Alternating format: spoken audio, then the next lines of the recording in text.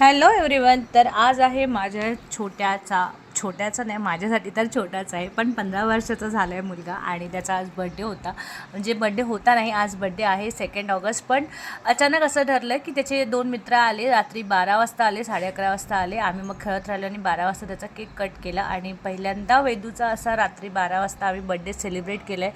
नाहीतर एरवी आम्ही कधीही करत नाही. आम्ही सकाळी उठूनच जे असतं ते, कारण की झोपायच्या वेळा, शाळा असते, सगळंच असतं, त्यामुळे असं 12 वाजता कधीच आम्ही बड्डे सेलिब्रेट केलेला नाही. हा पहिल्यांदा त्याचा बड्डे असा 12 वाजता रात्री हे झालेला होता, सेलिब्रेट झालेला होता त्याच्या मित्रांमुळे.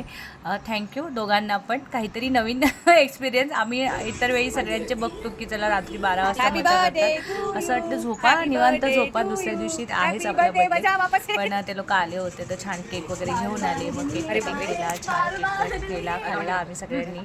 आणि 12 वाजता आल्यानंतर आम्ही बोलत होतो जवळजवळ 2 वाजेपर्यंत. आता मुलं आहे म्हटल्यावर त्यांना हे मनचिक तर लागणार असतं. माझ्या घरी तर वा बड्डे म्हणून बघा फटाकेसुद्धा फुटले काय माहिती. तर मी त्यांच्यासाठी थोडं कोल्ड्रिंक आणलेलं होतं, चिप्स होते, आणि घरात पण थोडाफार छोटाफोट आपल्याकडे नाश्ता असतोच.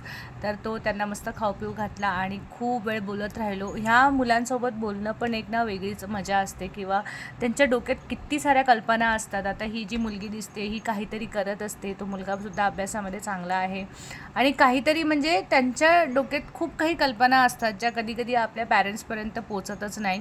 जेव्हा यांच्या अशा चर्चेत बसतो ना, जेव्हा मन मोकळे बोलतात, तेव्हा कळतं की वा वा काय काय डोकं चालत आहेत. म्हणजे जेनझी म्हणतोय, पण थोडंफार पण डोकं चालवत आहेत ही, असं म्हणायला हरकत नाही. तर ठीक आहे, आपापल्या मार्गाने जातीलच ते लोक. मग काय छान व्हिडिओ काढले, थोडेसे फोटोशूट केला, आणि ते बुगाटीवाला ट्रेनसुद्धा केला, आणि आमची बुगाटी क्रॅशच झाली चला.